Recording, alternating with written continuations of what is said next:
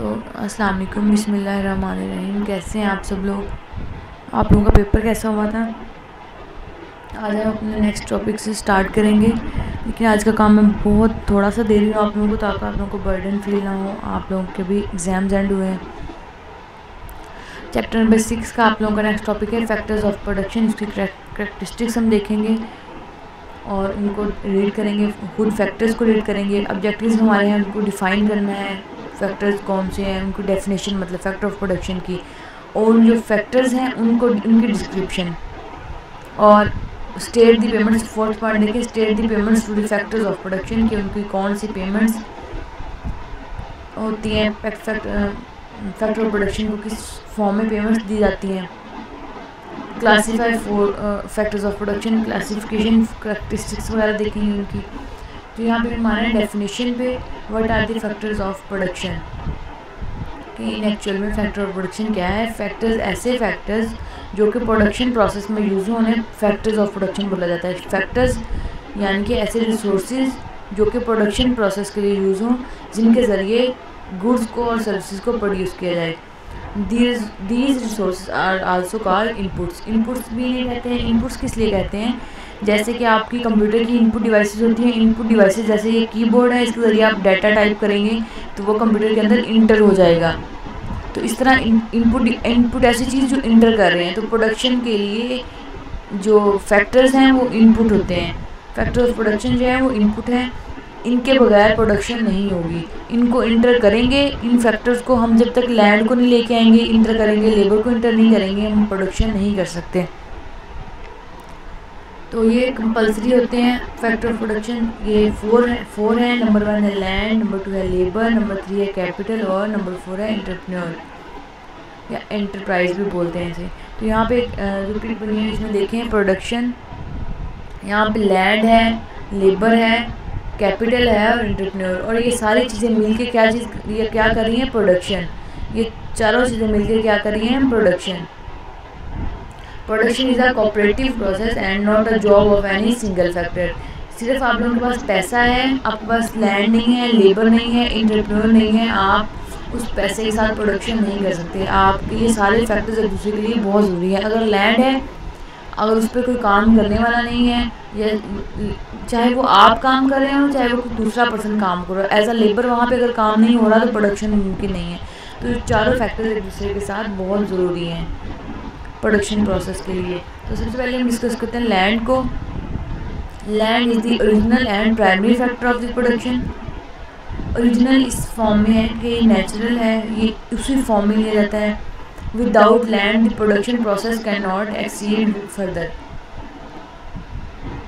Land के बगैर जो कोई भी प्रोडक्शन प्रोसेस जो है वो आगे नहीं गुजर सकता। चाहे वो फार्मिंग है, उसके लिए भी लैंड चाहिए, चाहे वो भी फैक्ट्री लगा रहे हैं आप लोग, कोई भी बिजनेस स्टार्ट कर रहे हैं, उसके लिए प्रॉपर एक लैंड चाहिए आपको। तो उसके बगैर कोई भी जो प्रोसेस है वो एक्सीड नहीं करेगा। In economics are the natural resources that are available are land.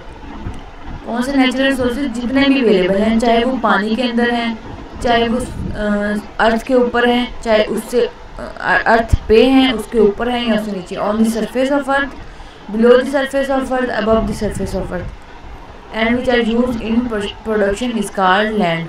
कोई भी नेचुरल रिसोर्सेज जो कि अवेलेबल है प्रोडक्शन के लिए वो लैंड है, लैंड में इंक्लूड होते हैं। तो यहाँ पे देखिए कुछ एग्जांपल्स दिए हुए हैं। It includes resources found in the air, oxygen in the land, gold. अगर ये आपको एयर में मिलती है ऑक्सीजन की फॉर्म में, तो ये फिर भी ये हमारा नेचुरल रिसोर्स है, इसे हम लैंड काउंट करेंगे। गोल्ड अगर हमें मिल रहा है तो वो भी हमारी लैंड आ जाती है। ऑन द लैंड फॉरेस्ट जो है वो भी हमारी लैंड में आ जाते हैं। और अगर हमें पर्ल्स मिलते हैं सीपी से तो वो भी हमारी लैंड में। जो नेचुरल रिसोर्सेज हैं सारे वो हमारे लैंड में इंक्लूड हो जाते हैं इकोनॉमिक्स के अकॉर्डिंग। और इनको पे किस तरह किया जाता है? इनका रेंट पे किया जाता है, जैसे लैंड का रेंट पे किया जाता है। तो इस तरह जो ऐसी तमाम चीज़ें जो नेचुरल हैं उनका रेंट पे किया जाता है। उससे नेक्स्ट आ जाता है फीचर्स ऑफ लैंड, यानी कि करैक्टरिस्टिक्स ऑफ लैंड। ये आप सारे टॉपिक्स आप लोगों की बुक में भी हैं, आप लोग देख लीजिएगा। Land is a free gift of nature. ये अल्लाह ताला ने हमें फ्री में दे दिए हैं सारी चीज़ें। दरख्त उगाने के लिए हम स्ट्रगल नहीं करते हैं, अल्लाह ताला खुद ही उन्हें बड़ा कर देते हैं। हम उन्हें सिर्फ पानी वगैरह देते हैं, हम उन्हें खींच के बड़ा नहीं कर सकते। हमारी इतनी अथॉरिटी नहीं होती है कि हम दरख्त को खींच के बड़ा करें या ऑटोमेटिकली उन्हें अपनी मर्ज़ी से उगा लें। Land has no cost of production, cost of production नहीं होती है। जैसे कि पत्थर वगैरह निकलते हैं, अगर गोल्ड निकलता है, पर्ल्स निकलते हैं, तो हमारी उसमें उसकी प्रोडक्शन में कॉस्ट नहीं आई, हमने पत्थर खुद प्रोड्यूस नहीं किए, हमारी कॉस्ट नहीं लगी, हमने पर्ल्स खुद प्रोड्यूस नहीं किए, हमने ज़मीन जिस पे हम फसल उगा रहे हैं खुद प्रोड्यूस नहीं की। ये बग़ैर पैसों के, सॉरी बग़ैर कॉस्ट के ये प्रोड्यूस्ड की हुई अल्लाह ताला ने हमें दे दिया। लेकिन ये लेने के लिए रेंट देना पड़ता है, तो हमें ये चीज़ यूज़ के लिए मिल जाती है। लेकिन इसको प्रोड्यूस करने के लिए हमें कोई कॉस्ट नहीं लगानी पड़ी। जैसे कि ज़मीन को पैदा तो हम नहीं कर सकते, ज़मीन को पत्थर को पैदा तो हम नहीं कर सकते। जो चीज़ें हैं ये इसकी कोई कॉस्ट ऑफ प्रोडक्शन नहीं है, ये अल्लाह ताला ने खुद ही प्रोड्यूस कर दी हैं। This supply of land perfectly in elastic, जो सप्लाई है वो इलास्टिक होती है। देखें इन इलास्टिक किस तरह होती है कि अपनी मर्ज़ी से हम ज़मीन को खींच के बड़ा भी नहीं कर सकते, अपनी मर्ज़ी से किसी भी चीज़ को बढ़ा नहीं सकते हैं। जो अल्लाह ताला ने दे दिए हैं वो उसी तरह ही हैं हमारे पास, उन्हीं को हम यूज़ करते हैं। सिर्फ ये है कि हम फाइंड करने की कोशिश करते हैं मज़ीद अगर हमें मिल जाए तो, लेकिन ये नहीं है कि हम खींच के उसे बड़ा कर सकते हैं। Land is subject to law of diminishing return, कि अगर हमने लैंड कुछ पोर्शन यूज़ कर लिया, जैसे मैंने आपको बताया इलास्टिक है, खींच के बड़ा नहीं कर सकते, जितनी क्वांटिटी हमारे पास है उतनी ही है जितनी अल्लाह ताला ने हमें दे दी है। तो उसको अगर हम कुछ उसका पोर्शन यूज़ कर लेंगे तो वो बाकी रिमेनिंग बच जाएगी, जो यूज़ कर लिया वो निकल जाएगी, तो डिमिनिशिंग रिटर्न हो जाएगा। लैंड इज़ इमोबाइल, इसको शिफ्ट नहीं किया जा सकता। जैसे इस ज़मीन को, यहाँ पे अच्छी ज़मीन है, फर्टिलिटी ज़्यादा है एक जगह की, तो हम जैसे ये पिक में नज़र आ रहा है तो हम इसको किसी दूसरे एरिया में शिफ्ट नहीं कर सकते जहाँ पे फर्टिलिटी नहीं है, जहाँ पे ज़मीन जो है वो बंजर है, तो हम ऐसी जगह पे इसे शिफ्ट नहीं कर सकते, मोबिलिटी नहीं है। उसने नेक्स्ट आ जाता है लेबर।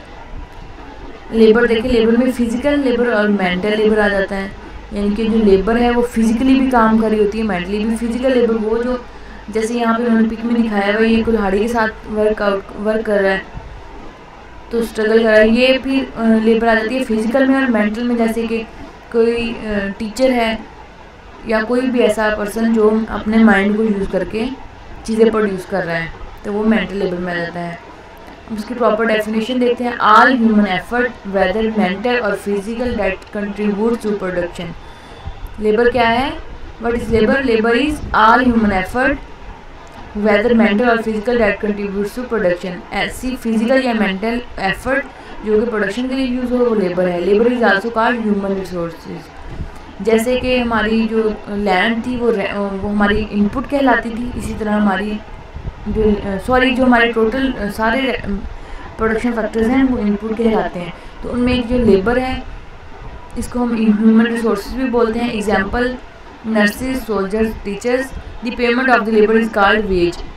उनको पे किया जाता है, वो वेज है। जैसे मैंने आपको बताया था कि टीचर्स हैं, हम आपको पढ़ा रहे हैं अगर, तो हम स्टूडेंट्स ग्रेजुएट्स प्रोड्यूस कर रहे हैं, तो हम भी कुछ ना कुछ प्रोड्यूस कर रहे हैं। टीचर्स क्या प्रोड्यूस कर रहे हैं? ग्रेजुएट स्टूडेंट्स प्रोड्यूस कर रहे हैं, ग्रेजुएटेड स्टूडेंट्स।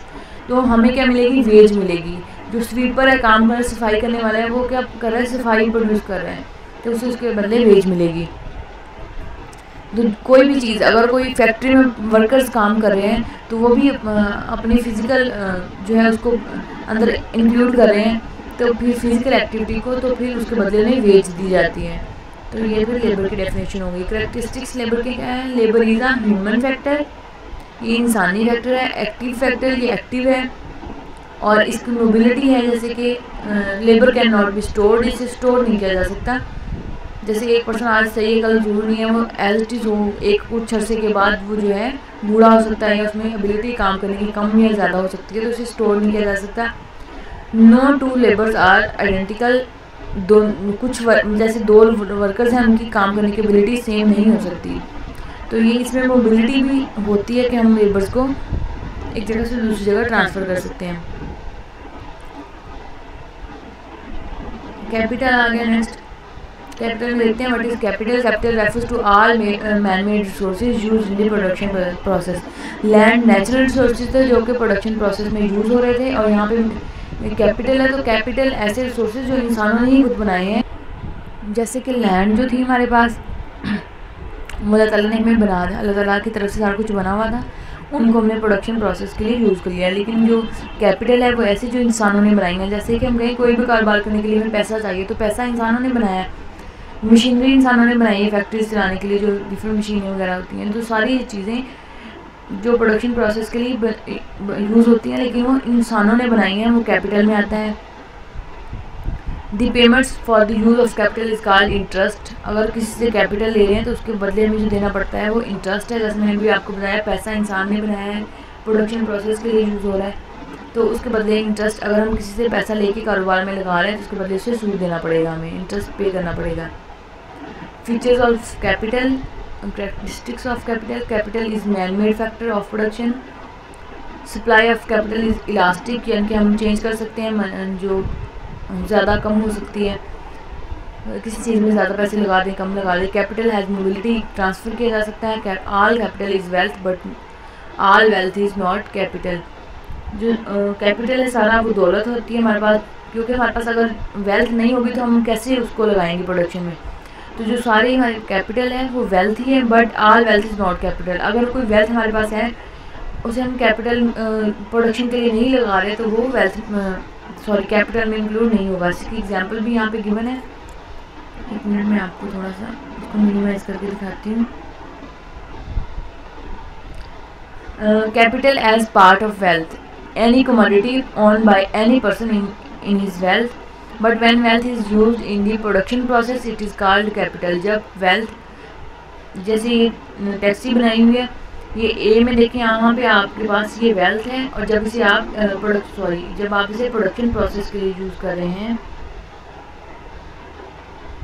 जब आप इसे प्रोडक्शन प्रोसेस के लिए यूज़ कर रहे हैं तो ये हमारे पास कैपिटल आ गया। यानी कि जब तक आपने इसे अपने पास वैसे लेकर रखा हुआ है तो ये वेल्थ है आपकी, तो लेकिन जब इसे आप नेक्स्ट प्रोसेस के लिए, प्रोडक्शन के लिए यूज़ कर लेंगे तो ये टैक्सी के तौर पर काज को चलाना शुरू कर देंगे, तो ये कैपिटल में इंक्लूड हो जाएगी आपकी, क्योंकि इससे आप प्रोडक्ट प्रोड्यूस कर रहे हैं, मज़ीद मनी प्रोड्यूस कर रहे हैं। तो देखिए यहाँ पे देखें, कैपिटल जो है सारा वो वेल्थ है। यहाँ पे हमने पीछे भी देखा था कि जितना भी कैपिटल है,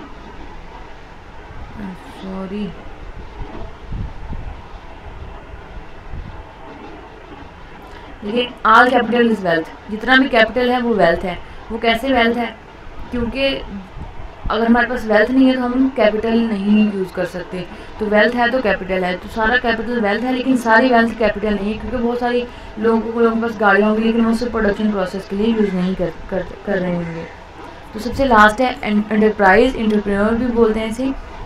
इसका क्या काम है, सारे फैक्टर्स को कंबाइन करना है, कैपिटल, लैंड, लेबर, और उसको कंबाइन करके ऑर्गेनाइज करना है। ऑर्गेनाइजेशन फंक्शन बोलते हैं इसे। वो एंटरप्रेन्योर है। एंटरप्रेन्योर का क्या काम है, सारे फैक्टर्स ऑफ प्रोडक्शन को कंबाइन करके उसे एक प्रॉपर काम शुरू करना। जैसे कि लैंड कहीं है, किसी और जगह पे है, लेबर है, कैपिटल है, सारा कुछ है, लेकिन ये खुद ऑटोमेटिकली काम नहीं कर सकता। जैसे लेबर है, कहीं पे लैंड है, कहीं पे कैपिटल है, किसी पर्सन ने कोई फैक्ट्री लगानी है तो वो अगर लैंड कहीं और है, लेबर कहीं और काम करिए, और कैपिटल किसी के पास है या कहीं और है, तो वो ऐसे कंबाइन होकर आपस में काम नहीं कर सकते। तो उसके लिए एक ऑर्गेनाइजेशन की ज़रूरत है जो इन सब स्कैटर्ड उसको कंबाइन करे, लैंड, लेबर और कैपिटल को, और उसके बाद उन्हें एक ऑर्गेनाइज करके एक प्रॉपर फैक्ट्री बनाए या फिर उसमें काम स्टार्ट करे। This is organisation function. Function is work of bringing the required factors together and making them work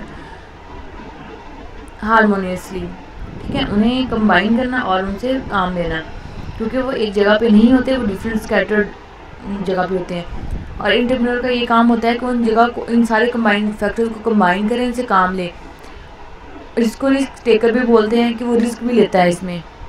यहाँ पे इसकी एक्सप्लेनेशन में होगा, entrepreneur is a person who brings in land, labour and capital in one place and uses it for the production process. He is the person who decides what to produce, how to produce, where to produce. वो person है जो decide करता है कि क्या produce करना है, कितना करना है, कहाँ करना है। The person who takes this decision along with the risk associated with them is known as entrepreneur. यहाँ पे लास्ट चीज़ जो मैं आपसे डिस्कस करने वाली थी लास्ट वीक में, वो यही थी कि रिस्क लेता है वो, यानी कि उसे पता नहीं होता वो ये फैक्ट्री लगा रहा है, जो वो काम शुरू कर रहा है उसे बेनिफिट होगा या लॉस होगा, लेकिन वो फिर भी वो काम शुरू करता है, तो वो रिस्क टेकर होता है, रिस्क लेने वाला। Features of entrepreneur, he must be good administrator, उसे जो अच्छा एडमिनिस्ट्रेटर होना चाहिए कि हर चीज़ को वो अच्छे तरीके से ऑर्गेनाइज करें। He must possess complete knowledge, उसे हर चीज़ का कंप्लीट नॉलेज होना चाहिए। He must be a person of imagination, ऐसा पर्सन जैसे हम सोचते हैं कि वो बहुत परफेक्ट हो, ऐसा होना चाहिए। He must be a man of action. Next आप लोगों की जो एक्टिविटी है वो ये है कि what did I learn today, ये आप लोगों ने 2 पॉइंट्स जो हैं 2 हेडिंग्स आप लोगों ने लिखनी है, 2 पॉइंट्स लिखने, सॉरी हेडिंग नहीं है इटसेल्फ ये। Write down 2 things that you learn today, ये आप लोगों ने लाजमी लिखनी है और ग्रुप के अंदर सेंड कर दीजिएगा।